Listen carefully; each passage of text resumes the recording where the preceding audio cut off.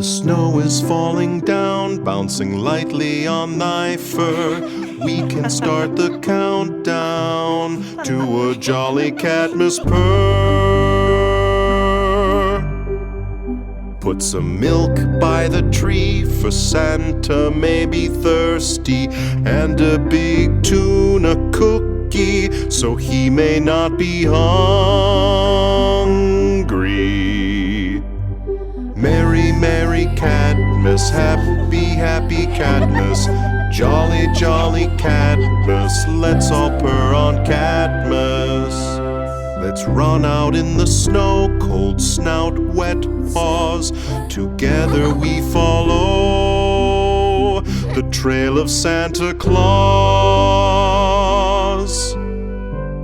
Put some milk by the tree, for Santa may be thirsty, and a big tuna cookie, so he may not be hungry.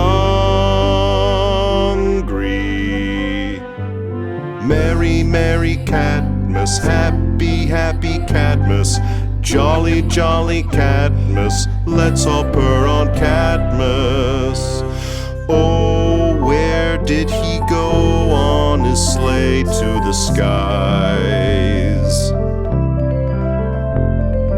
Let's curl up on a pillow and rest our sleepy eyes.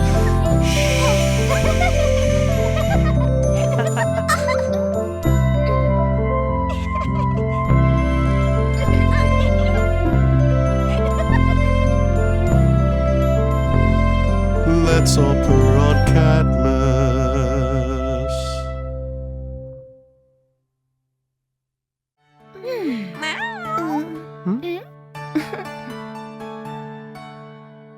Little Red Riding Hood. Once upon a time, there lived in a certain village a little country girl. The prettiest creature was ever seen. Her mother was excessively fond of her, and her grandmother doted on her much more. This good woman got made for her a little Red Riding Hood, which became the girl so extremely well that everybody called her Little Red Riding Hood. One day, her mother, having made some girdle cakes, said to her, "Go, my dear, and see how thy grandmamma does, for I hear she has been very ill. Carry her a girdle cake and this little pot of butter." Little Red Riding Hood set out immediately to go to her grandmother, who lived in another village. As she was going through the wood, she met with Gaffer Wolf, who had a very great mind to eat her up, but he durst not because of some woodsmen close by in the forest. He asked her whither she was going. The poor child, who did not know it was dangerous to stay and hear a wolf talk, said to him, "I am going to see my grandmamma and carry her a girdle cake and a little pot of butter from my mamma." "Does she live far off?" said the wolf. "Oh, aye," answered Little Red Riding Hood. "It is beyond that mill you see there, at the first house in the village."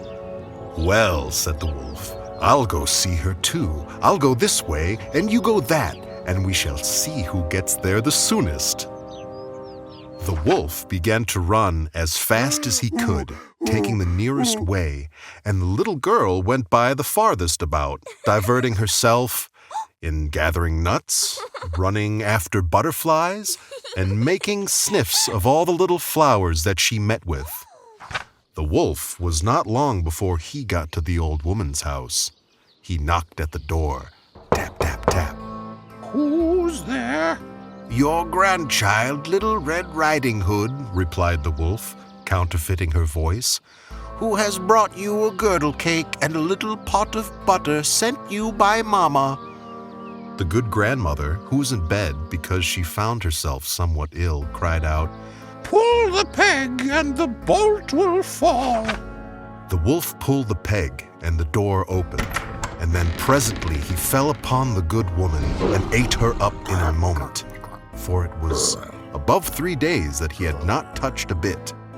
He then shut the door and went into the grandmother's bed, expecting Little Red Riding Hood, who came some time afterwards and knocked at the door. Tap, tap, tap. "Who's there?" Little Red Riding Hood, hearing the big voice of the wolf, was at first afraid, but believing her grandmother had got a cold and was hoarse, answered, "'Tis your grandchild, Little Red Riding Hood, who has brought you a girdle cake and a little pot of butter Mama sends you." The wolf cried out to her, softening his voice as much as he could, "Pull the peg and the bolt will fall." Little Red Riding Hood pulled the peg, and the door opened. The wolf, seeing her come in, said to her, hiding himself under the bedclothes, "Put the cake and the little pot of butter upon the bread bin and come lie down with me." Little Red Riding Hood took her hood off and went into bed, where, being greatly amazed to see how her grandmother looked in her night clothes, she said to her, "Grandmama, what great arms you have got!" "That is the better to hug thee, my dear." "Grandmama, what great legs you have got!" "That is to run the better, my child." "Grandmama, what great ears you have got!" "That is to hear the better, my child." "Grandmama, what great eyes you have got!" "It is to see the better, my child." "Grandmama, what great teeth you have got!" "That is to eat thee up." And saying these words, this wicked wolf fell upon poor Little Red Riding Hood and ate her all up. Now listen closely, kids. The real story is different from the book. The truth is that a woodsman heard noises in the forest. As the wolf laid in pain from eating too much, the woodsman chopped down the door of the house and burst into the bedroom. The wolf was so frightened by his axe that he belched out Little Red Riding Hood. Furious for being eaten, she stomped on the wolf's foot. He was in so much pain, Grandmama was able to leap out of the wolf's mouth too. Embarrassed and upset, the wolf fled into the woods, never to be seen again. Little Red Riding Hood and her grandmama were safe and sound once again. They lived happily ever after. The end. Time for bed, kids. Good night.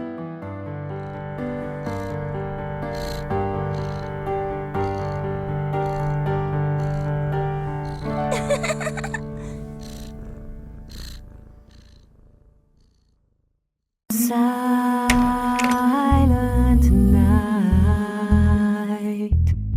holy night, all is calm, all is bright,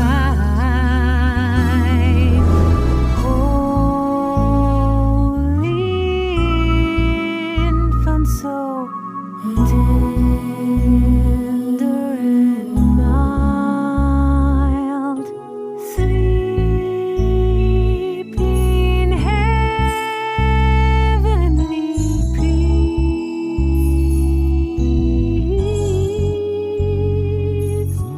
sleep in heavenly peace. Sweet dreams.